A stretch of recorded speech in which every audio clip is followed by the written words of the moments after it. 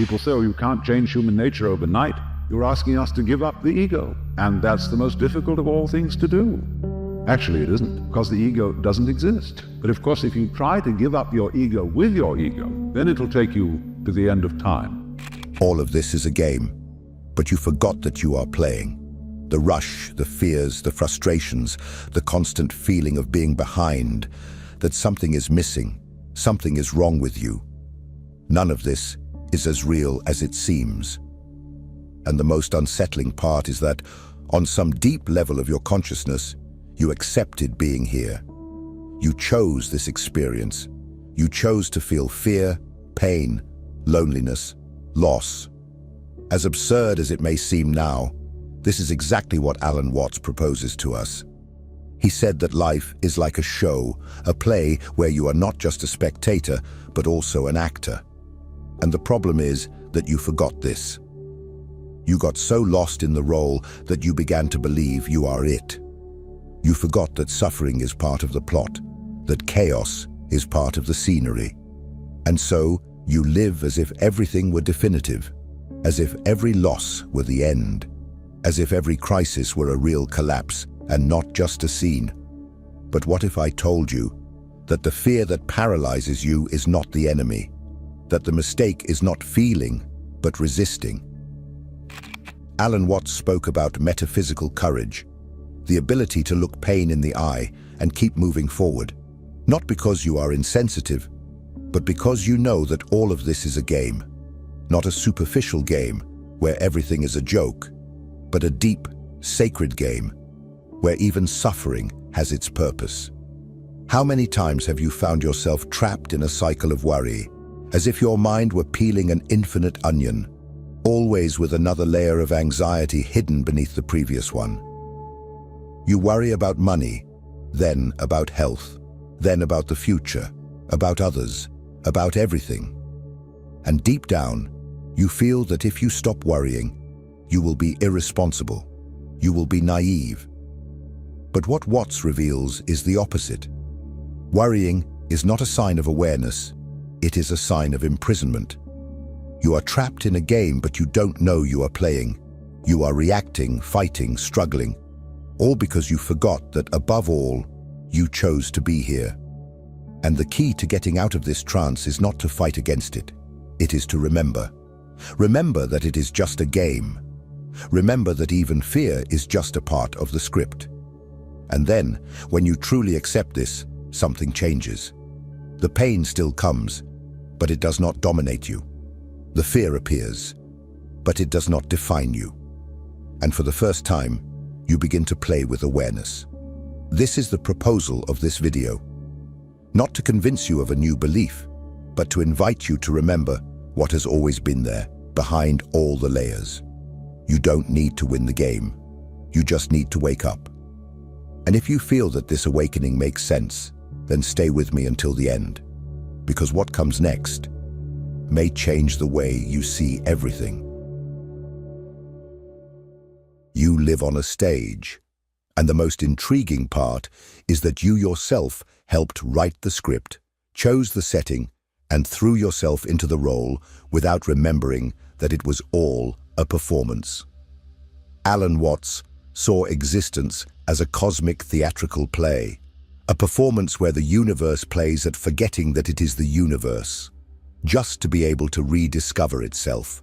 You, I, all of us are expressions of this divine play, this game of existential hide-and-seek.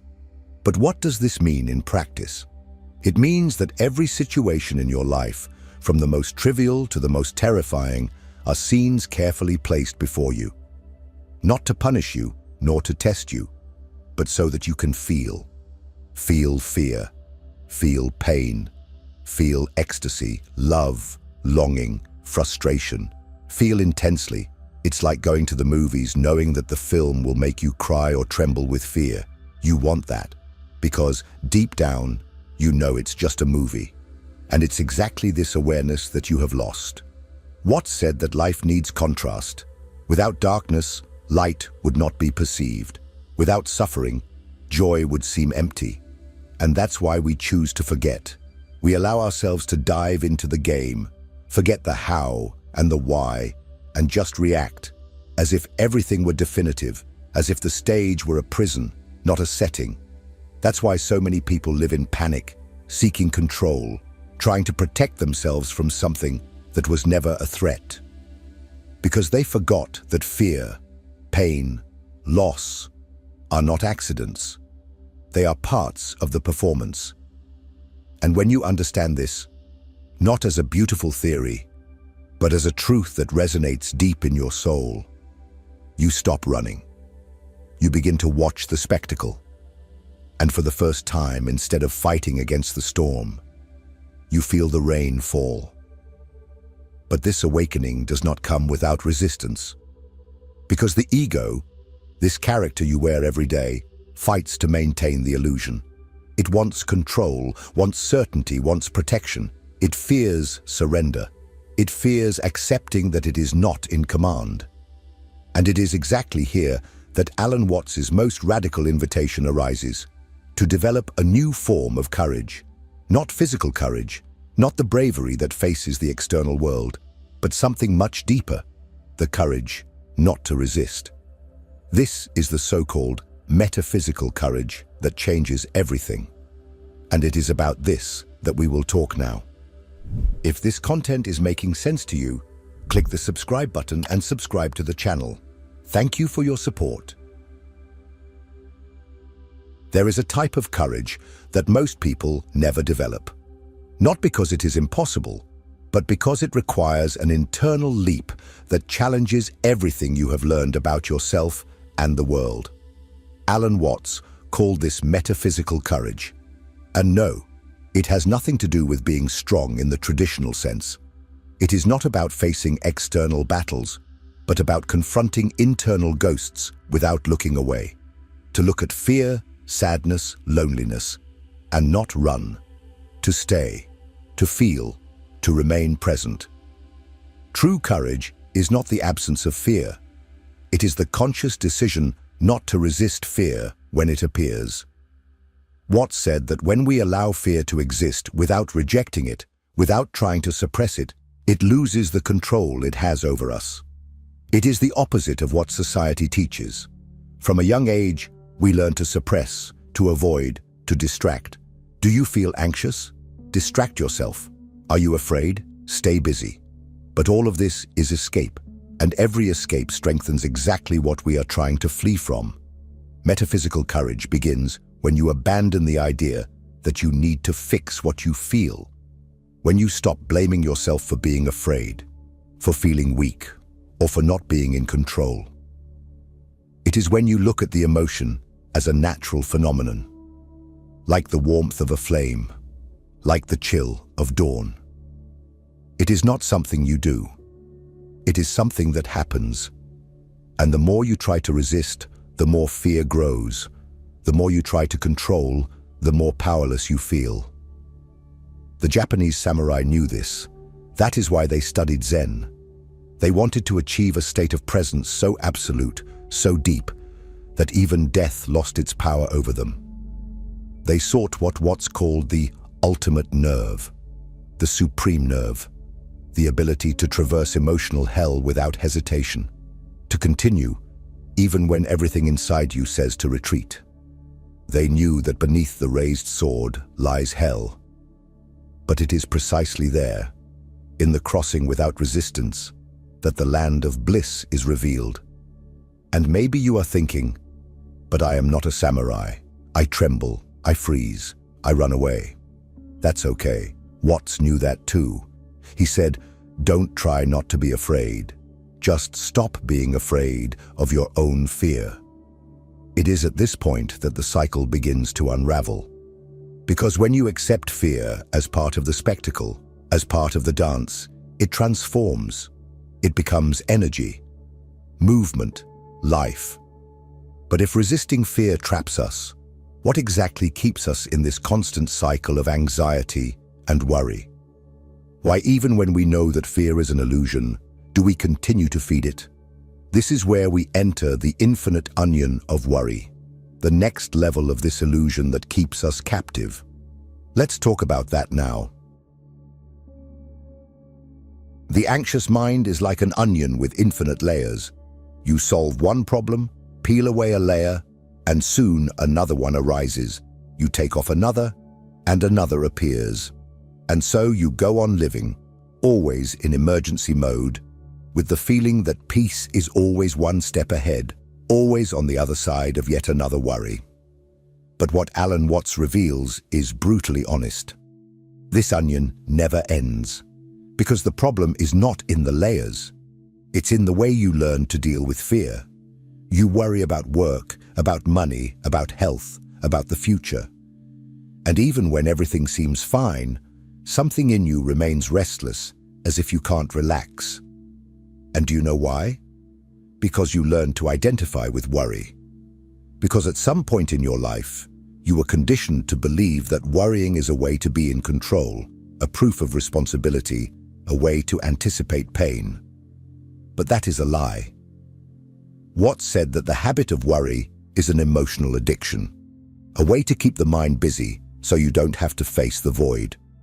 Because in silence, in the absence of problems, an uncomfortable question arises. What if I have nothing else to worry about? Who am I? Most people don't know how to live without the constant tension of solving something. They feel guilty for resting, for stopping, for simply existing. And the most ironic part, this continuous worry solves absolutely nothing.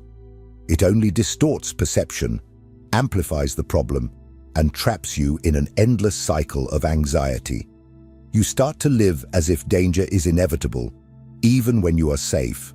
And when one threat disappears, your mind finds another. The onion never stops growing, and the more you look at it, the more it occupies your entire field of vision.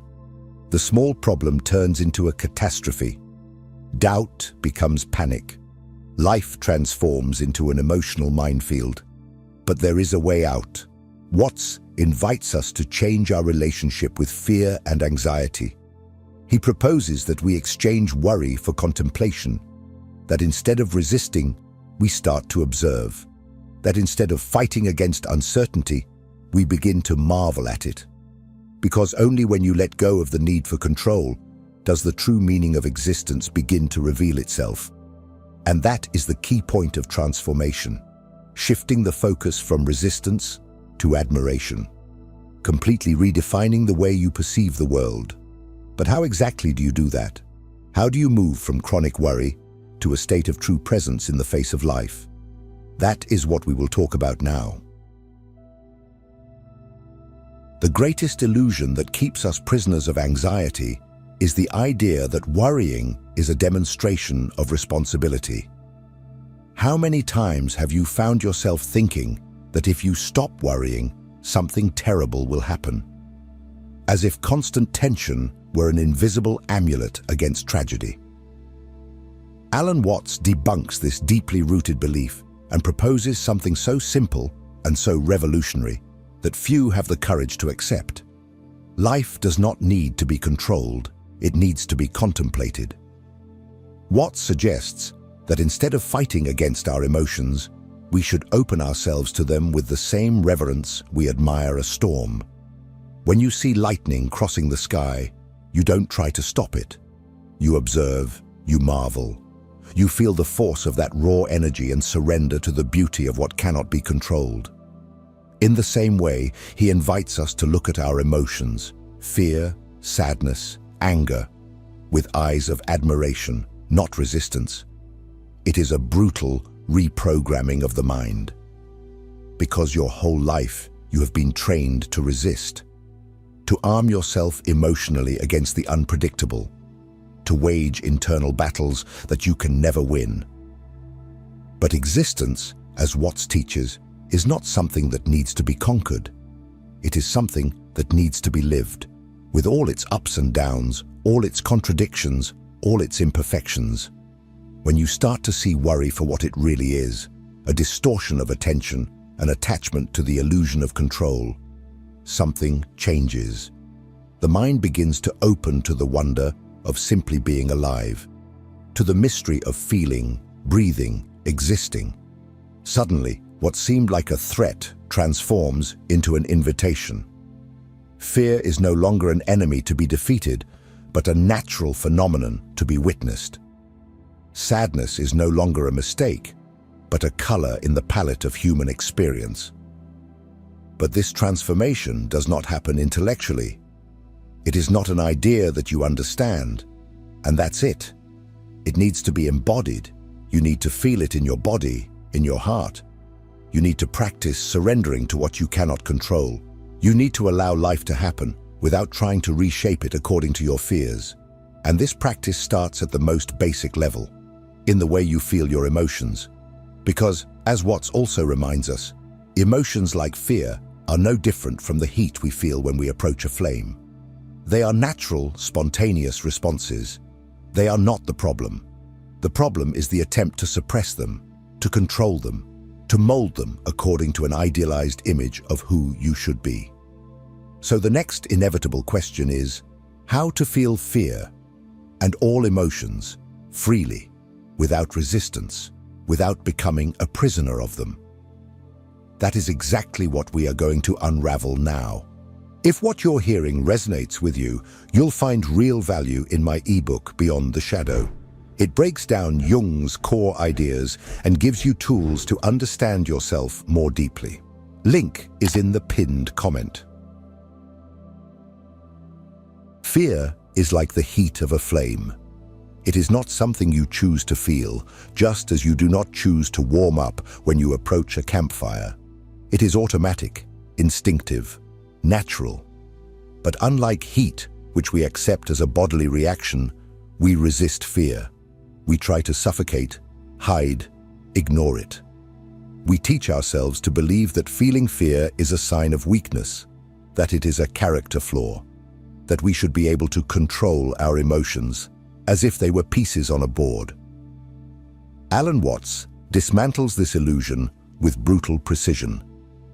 It is not fear that destroys us. It is the resistance to fear. It is the refusal to allow the emotion to happen that drags us into chronic anxiety, guilt, despair. When you feel fear and try to suppress it, it does not disappear. It transforms into something larger, denser, more paralyzing. Repressed fear becomes chronic worry, becomes panic, becomes silent despair. The wisdom lies in recognizing that fear is not your enemy. It is merely a natural response to the vastness of life. Uncertainty generates fear. The unknown generates fear. And that's okay. There is nothing wrong with that. The mistake is believing that you need to eliminate it to be free. True freedom arises the moment you allow fear to exist within you, just as heat exists in the body, without trying to extinguish it, without trying to modify it, without identifying with it. Imagine yourself in front of a campfire. You feel the heat on your face. You do not fight the heat. You do not panic because the fire is hot. You simply feel, adjust your distance if necessary, and move on. It should be the same with fear. It arises. You feel. You observe. You do not need to react. You do not need to interpret. You do not need to build stories about what this means about you. This deep acceptance transforms fear from something oppressive into something that simply is. It does not need to be heroic. It does not need to prove anything to anyone. Just be there, aware, feeling, embracing the human experience in its entirety. And here is the most crucial point. Every time you suppress an emotion, you fragment yourself. You create internal zones of tension that undermine your vital energy. But when you allow the emotion to flow, when you feel it without fear of it, you reintegrate. You become more whole. You reclaim parts of yourself that were hidden behind the armor of resistance. Watts shows us that this is true alchemy, transforming fear into presence, transforming pain into inner strength, transforming vulnerability into awakened consciousness. And from this consciousness, a new way of existing is born. An existence where freedom is not the absence of difficult emotions, but the freedom to experience them without becoming a prisoner of them. But after all, If all life is a spectacle, if every emotion is a fleeting scene, what role are you playing now? And do you still need to identify with it? This is what we will explore next. Life will not stop challenging you. No matter how much you meditate, how much you study, how much you try to strengthen yourself, the show goes on. The scenes of loss, fear, anguish, and joy will continue to unfold, one after the other, like a river that never ceases its flow. The difference lies in how you will cross this river, how you will inhabit each scene, each emotion, each moment. Alan Watts reminds us that the goal is not to escape the play. It is not to abandon the theater. It is not to hide from difficult feelings or pretend you are not afraid. True awakening happens when you remember, deeply, viscerally, that you are playing a game, and that even tears, even the silent screams of pain, are part of the dance. You do not need to win at life. There is no trophy waiting at the end. There is no judge evaluating you backstage. You are here to live, to experience, to lose yourself and find yourself 1,000 times within yourself. To feel the heat and the cold, the laughter and the mourning, birth and death, knowing that all of this is temporary, all of this is part of the divine play. When you stop resisting, stop wanting things to be different from what they are, something extraordinary happens. You set yourself free, not because the circumstances have changed, but because your relationship with them has changed. You cease to be a puppet pulled by the invisible strings of fear and anxiety and begin to dance consciously on the stage of existence.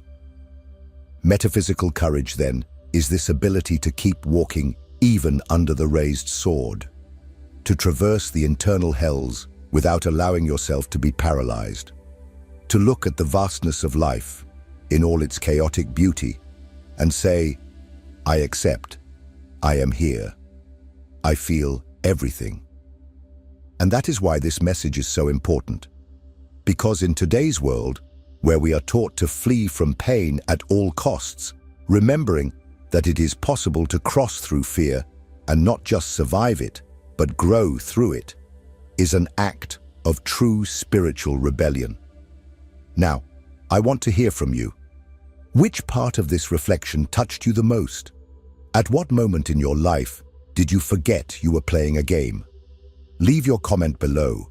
Your experience may inspire others who, like you, are seeking to awaken from this collective trance. And remember, the journey does not end here. If this message resonated with you, it is essential that you continue. The next video brings reflections that complement this internal transformation we started today. Do not skip this step. It is important, because awakening is just the first step, and the best is yet to come.